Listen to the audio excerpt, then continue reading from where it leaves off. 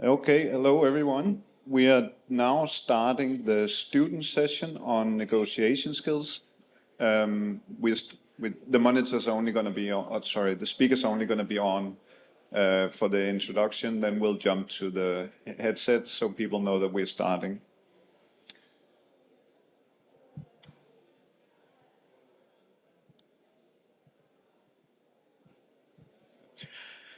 Hello and welcome everyone to this lesson, part of the IMPA Marine Procurement Academy's e-learning course, available on Monday.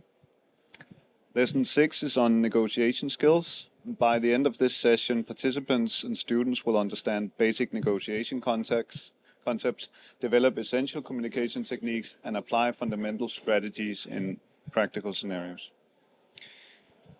My name is Jonas Erlandsen. I come from a background of 15 years in the maritime industry. Have worked as an agent in West Africa and in shipbuilding in East and Central Africa before joining a maritime anti-corruption network and taking my executive MBA at the Copenhagen Business School, also called the Blue MBA.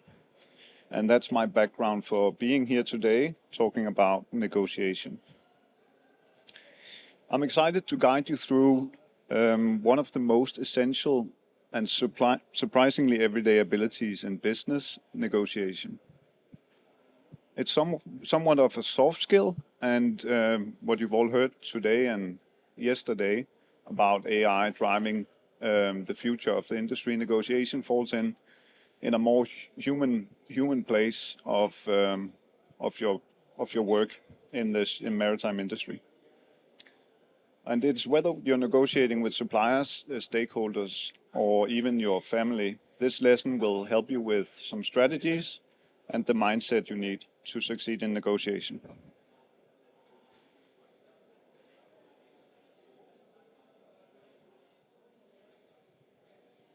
Why does negotiation matter? At the bottom of it, it transforms conflict into opportunity. And going back to the discussions that has been going on these past 2 days, what is the relevance of negotiation in today's world where everything is going to be automated or AI driven?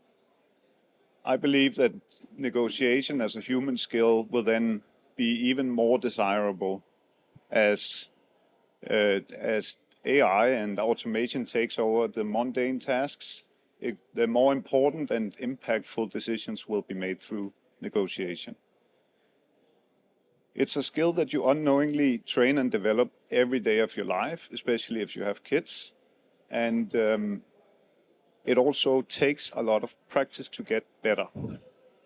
But it's really good to have a strong foundation. And that's some of the techniques I'll come back to later. Before we get started, ask yourself this simple question. Have you witnessed or been part of a negotiation that has broken down? It might have been a business deal or casual disagreement that turned into a full-blown argument. What was the cause of it? Did it have to do with emotions, preparation? Or could it be other things that impacted the negotiation, that you had reached your limit? In many cases, breakdowns happen because people focus too much on winning instead of growing the pie. It brings out the key truth of negotiation, which is it's not about domination, it's about collaboration.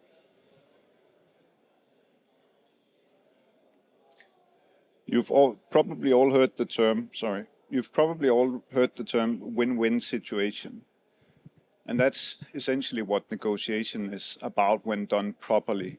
There are, of course, some who are interested in win-lose situations, especially in competitive environments.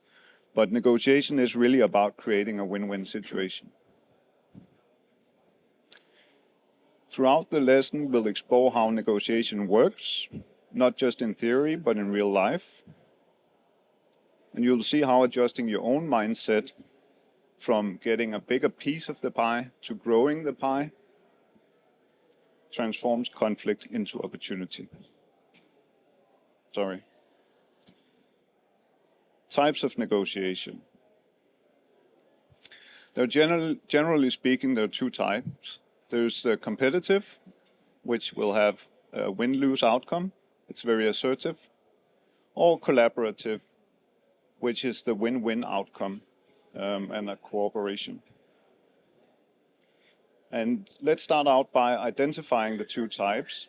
If you take a competitive example, you can take the very recent tariff negotiations between the US and China, which concluded in China doing a reciprocal tariff of 145% and then saying, we will not raise the tariffs anymore because it doesn't make sense.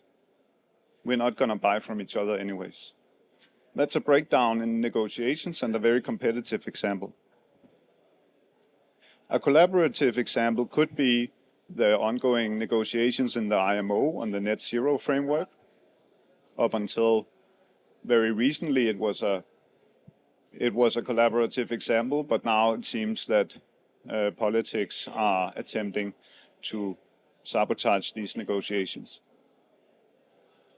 Competitive negotiation is what you've likely seen in intense business meetings, each side pushing to get the maximum benefits, often with little concern for the other party.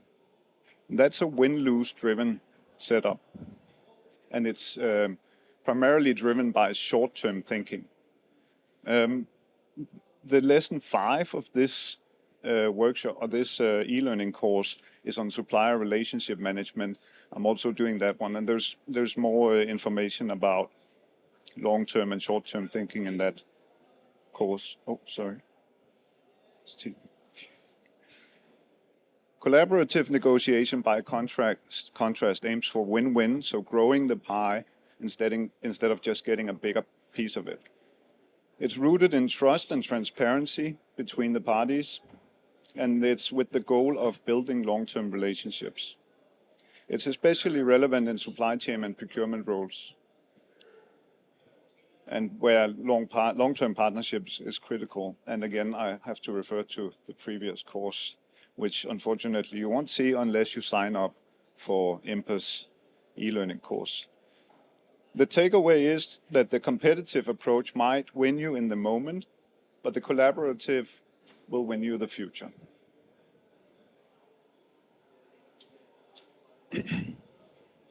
The 4 pillars of negotiation, as you can see here, if you stick with these, you'll have a very strong foundation.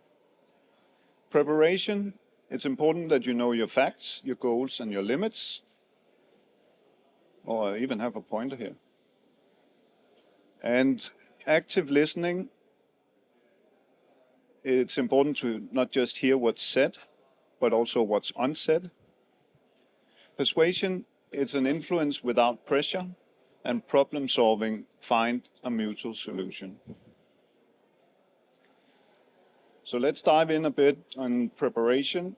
Before entering any discussion, it's important that you understand your own goals with a negotiation, your limits, and what success actually looks like to you, but also to them. It's important that you know your facts, and in a procurement role, the facts could be how much of this item do I need, when do I need it, where do I need it, and know your limits to those facts.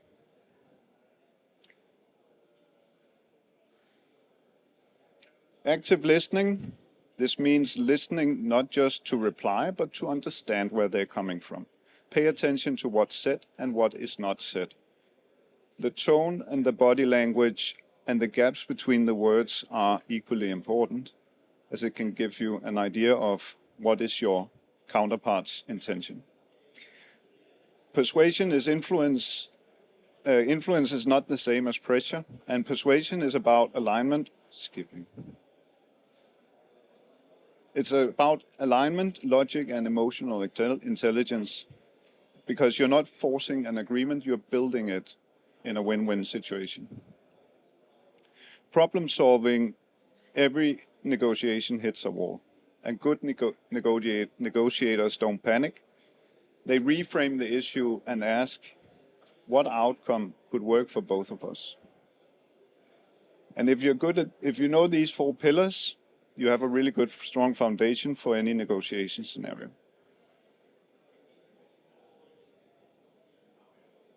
Psychology and emotion of negotiations. Something that often gets overlooked in in your preparation to a negotiation scenario is your emotions. It's not just a rational process. It's often both psychological and emotional, having a negotiation. Emotions like fear and pride and overconfidence can show up uninvited. And if left unchecked, they dominate the room. And that's why you have to be aware of your own state of mind. Also, in those cases, you need to be aware of your counterparts. Body language also matters. Posture and eye contact and facial expression. If you look unsure, people will notice. You can also tell if people are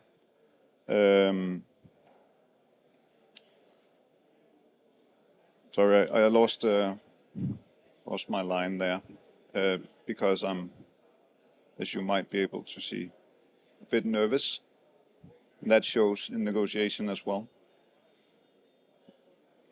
Body language matters. Posture and eye contact, facial expression. If you appear too rigid, people might shut down. So remember, how you show up is half of the conversation.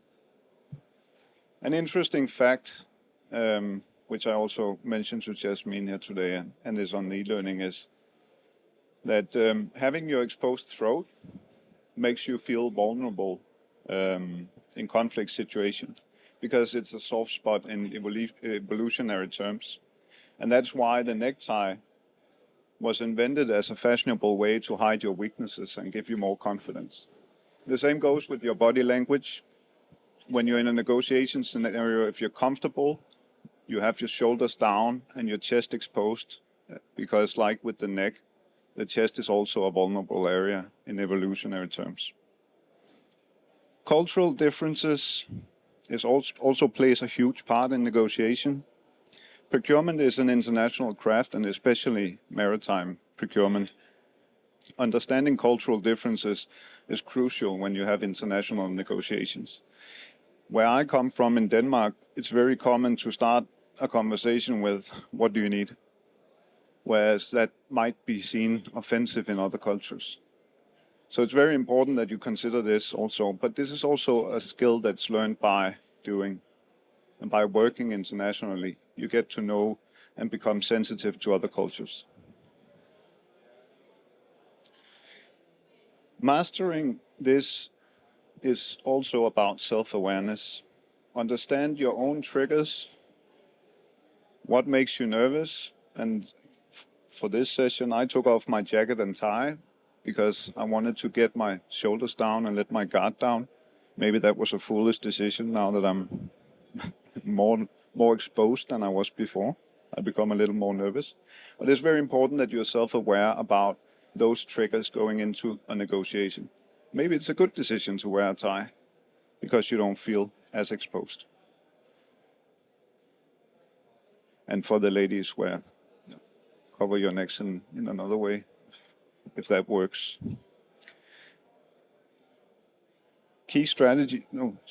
Communication techniques. I believe that the pointer is from the recording. So I'm sorry, the pointer is not on point.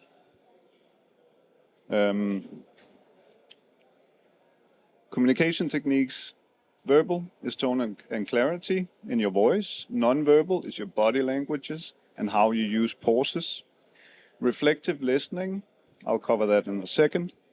And assertiveness versus aggressiveness. Great negotiators are also masters of communication. Some of the techniques you can use is verbal cues. That includes your tone and your pitch and your choice of words. I saw an interview with an FBI agent that realized when he was starting out very young in the force, and he was shouting at someone to stop running, he would do it in a very high-pitched voice, and often they kept running, where he then changed his voice to a lower pitch, and that was more assertive, and it had more effect towards, or in real life situations when he asked people to stand down. It's just an example from an interview I watched myself. It's important to speak with clarity and calm, not dominance. And dominance shows in both pronunciation and tone. So you're not in doubt when you're on the phone with someone and they're trying to dominate the conversation or they're upset.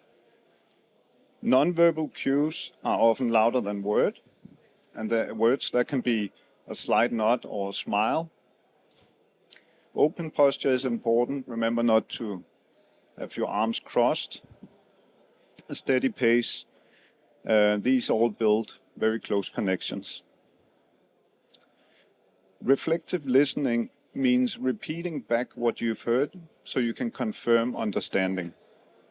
That shows respect towards the person you're negotiating with, and it builds trust because it shows that you care.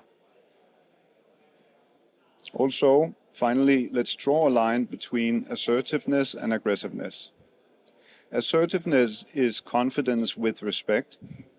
It still invites dialogue, where aggressiveness is dominance and often seen in win-lose scenarios.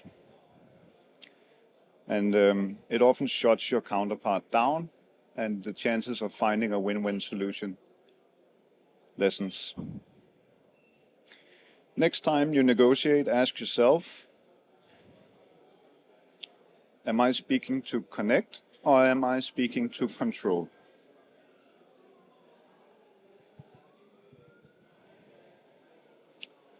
Key strategies. Best alternative to a negotiated agreement. It's important in your preparation phase that you know your best alternative to an agreement. Bring in open-ended questions. I'll come back to with some examples in a short while. Silence. Using that effectively is a very strong tool. And then last, the yes but technique.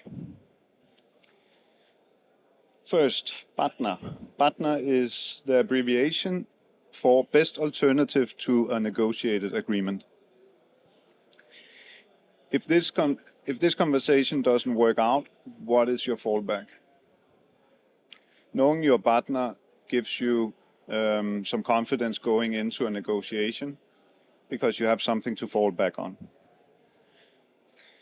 An open-ended question invites exploration, and instead of asking, do you want this price?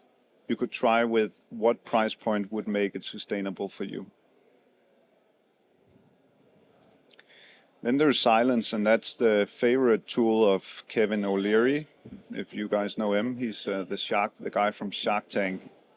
And he's a big fan of using silence as a negotiation strategy. He said he once walked into a negotiation and sat down, and they were just looking at each other. And then he realized, oh, he's read the same book as I have. So they were just staying silent until the opposite guy broke the silence with, yeah, we've read the same book. And then they started negotiation. Silence can be used strategically because it creates space and shows patience, and it often encourages your counterpart to start out and speak more openly. And it's a strategy, it's not to trick the other person. You remember your mindset going in is a win-win mindset. It's a tool for building understanding with your counterparts. Then there's the yes but technique, and that can be very effective because you acknowledge the other person's position and then you offer a counter. So it would sound something like this. Yes, I see your concerns, but let's explore this solution together. So you acknowledge their concern while offering an alternative solution. Practice. As I said earlier, negotiation is a very soft skill. So practice makes perfect, and especially when it comes to the cultural aspect of it, the international nature of maritime. It's extremely important to practice to become better. And for that, I've made a small cheat sheet.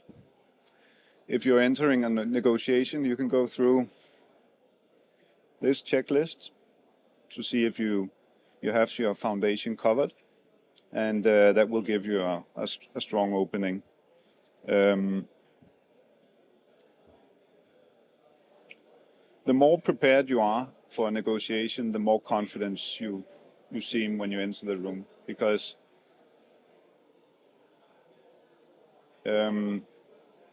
it's easier to pick up your fundamental feelings than you know. It's a system one. If you know the difference between the system one and system two thinking, it's something that's programmed into us from nature's side, that we pick up on these small subtle signals. So it's very important to be prepared well. You can do that with a cheat sheet like this, or develop your own, because your confidence really shows.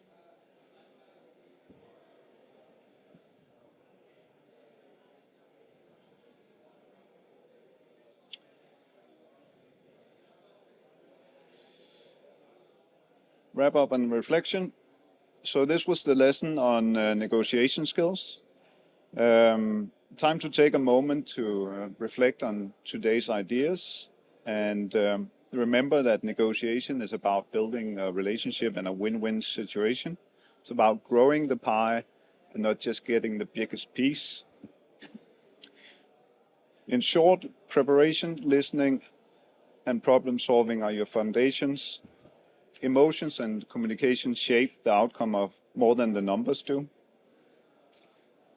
Use practical strategies such as best alternative to a negotiated deal. Use open-ended questions and silence to shift the dynamic in your favor. Now you can use this and think about your next real-life negotiation. Maybe it'll be on the floor later today, if you're lucky. If there's any of the tools that you've learned in this session you can use in that negotiation, you can write it down, and that's your action item for today in this lesson scenario. Thank you very much. And the course is available on the e-learning platform on Monday, I believe. If there's any questions, I'll take them now.